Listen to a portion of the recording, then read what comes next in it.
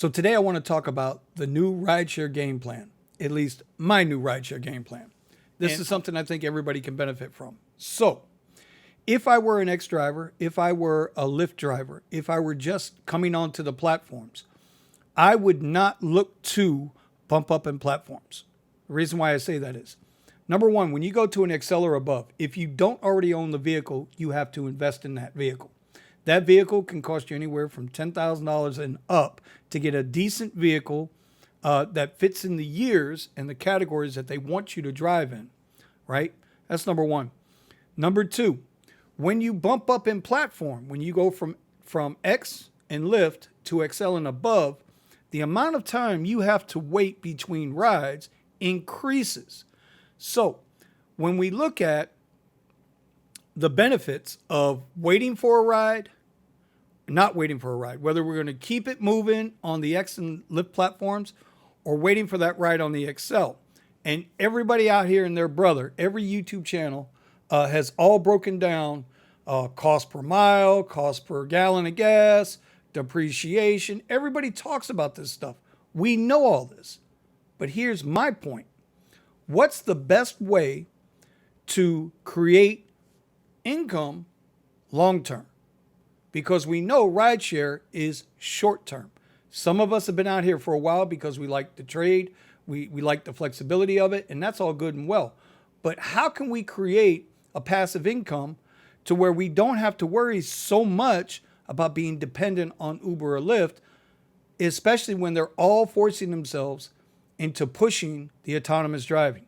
Now, there are a lot of people that like to think that this thing is so far off in the future, but it's not. The video I did the other day, I'll link it up here, with Uber and Nuro in food delivery.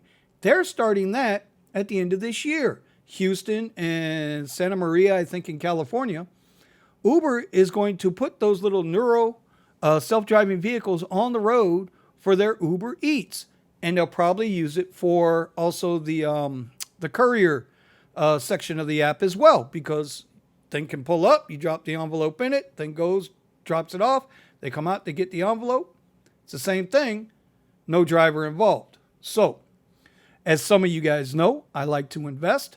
I've been working diligently for 3 years on learning how to trade. I don't know it all. I'm not a financial advisor. I am not telling you what to do or not to do. I'm just going to show you my game plan, and you do what you got to do from there.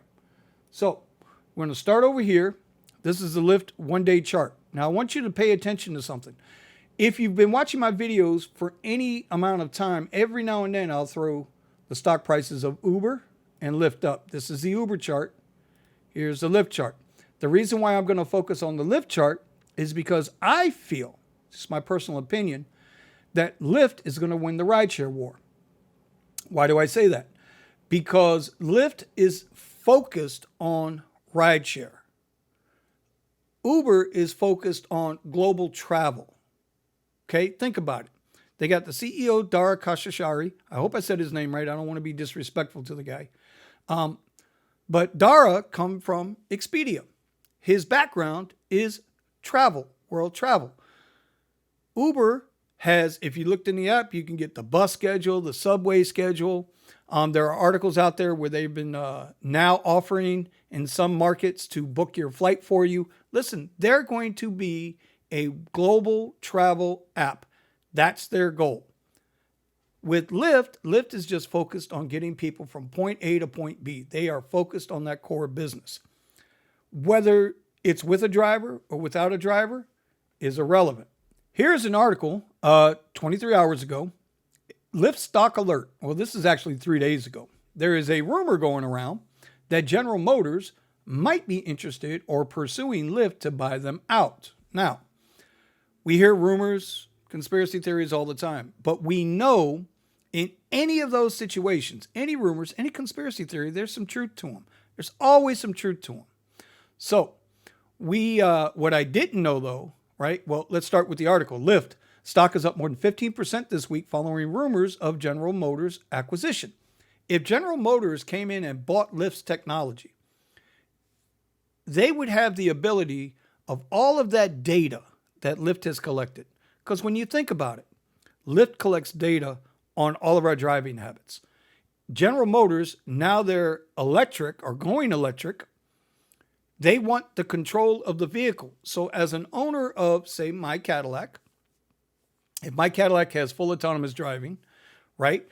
GM's going to come to me when I buy that vehicle and they're going to say, hey, listen, while you're not using it, you could be making money with it. We'll take care of everything. We'll use Lyft's technology, right? The Lyft app to match your vehicle with riders. The car will drive itself. We'll take care of everything. Return the car home to you by the time you say you need it. You make some money off of it. We make some money off of it. Lyft makes some money off of it. And oh yeah, we're saving the environment in the meantime. That's the ultimate goal, right? Tesla, who has been running at this since 2016, which incidentally, in 2016, Lyft raised $1 billion in a funding round. This is before they went public. $500 million, $500 million was from GM. GM invested $500 million into Lyft. So what does that mean? They have a history. Somewhere in the back alley or in a bowling alley or in a pool hall, Zimmer and somebody from GM are sitting down and they're talking, hey, how can we make more money by working together? Stronger in numbers. Your nickel, my nickel, and their nickel gives us 15 cents. We can do a lot of things with that 15 cents. So currently, GM, as the article states, and I'll link it up down below, they do not have a position with Lyft. So eventually, with Lyft being down 55% in their stock price year over year, it's a good opportunity for GM to come in and try to bolster the company up. And who doesn't like guaranteed money? So that's that rumor. We've already talked about Uber and Nuro. That's that rumor. So what happens? Both stocks tend to rise for investors. These companies are not concerned about drivers. They are concerned about their money invested. So why shouldn't you be that same way? Why shouldn't you take a piece of this? They're giving you the news. They're telling you what's going on. Why would you not want to get on that money train? Brings me to my point. When the news came out, Lyft was at about $13.50. After the news settled in for 3 days, Lyft right now is at $18, right? That's a 15% move on your money. If you owned one share, you would have made 15%. If you can make 15, 20% on a stock, you're doing very, very well. You're beating the average Wall Street investor. Go look it up. Most ETFs, pension funds, whether it be a union or non-union pension fund, 401ks. I know people close to me, their 401ks, the last year over year, it's down 17%. 17% because they don't know how to pivot. The difference between you investing your money and having control over your money and your investments is that you can make the change. You control it. This is huge, right? High school, junior high school, they don't teach you financial literacy or financial education. I wasn't taught. So here we are. Anyway, I know it's long-winded. What I'm suggesting is that at some point, you need to take control of your own personal investments. You need to figure out how you're going to create your passive income. Not for the short term, but for the long term. Because right now, by staying on X, by staying on Lyft, there's always rides on those platforms. And we've got plenty of guys, and I'll link them up down below to show you how to make $1,500, $2,000 a week. You sacrifice now, invest, so that later on down the road, you don't have to do this mess no more. Or if you're still doing it until it ends. Who knows when that's going to be? I say 2024, 2025, you're going to start to see a lot more autonomous vehicles on the road. I bring up this, Webull. This is who I use. This is who I do my trading with. I do have a TD America account, a Thinkorswim account. Personally, I'm not a fan of their setup and their back office and everything. To me, it's just way too confusing. Webull I use. What I'm suggesting to you is if you don't already have it, I don't endorse Robinhood at all. I think Robinhood is garbage and they can't be trusted. We found that out with AMC and GME, right? What I would do, you can download this app. There's a link down below. You can download the app. You don't have to put any money into it. Just go and open an account. Your name, address, all that good happy horse stuff. And before you put even one dime into it, you can paper trade and simulate your trading on this while you're learning to trade. Now, I am finally starting my trading channel, right? And so I will bring all the trading stuff over to there. I will show you how I have learned support and resistance lines, how I have learned trend lines, how I have learned to look at gaps and gap fills. All of this stuff has taken me 3 years to get to, and I still got a long way to go. But the basics of trading for long-term investment is as simple as this. If I buy this stock at $13, and if it gets to this point at $21 and it doesn't break above it in a day or so, and it starts to downtrend, I sell it. I take my profit and I wait till it comes back down here again, and then I buy it again. It's that simple. If you know support resistance, if you know trends, you can be a long-term investor and learn. When you're sitting at the airport, when you're sitting waiting in between rides, there is so much free information on YouTube. There's so much free information on Google to start to teach yourself, to invest in yourself, to take control of your own financial future. Because rideshare is temporary, and it's very dependent on how the app feels about you that day.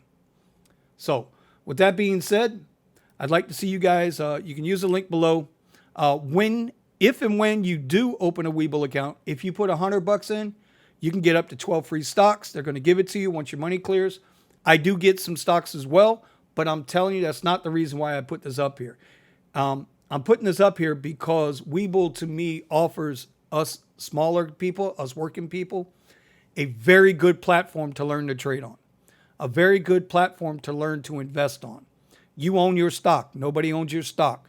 It's not like, some of these crypto platforms that you like, for example, Cash App.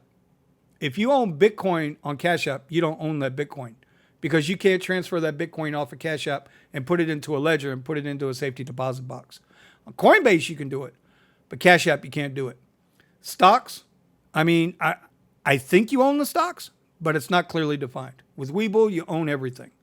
And you can paper trade on Webull. But if you don't want to invest any money right now, you just want to learn, you can do that. They have a paper trading simulator so you can get into it and start to understand. Anyway, I know that's a lot. And even though it's not truly rideshare related, it is rideshare related because I want to see everybody out here that might come across this video who watches our channel. I want you guys to succeed. I'm trying to give to you what I was never given. You know the old adage, right? If I knew then what I know now, I might not be making these videos. Anyway, with that being said, I hope this helps. Like I said, Cuz Trading, I'll put the link up here. It'll be down below. The Webull is down below. And time to go to work. So, peace out.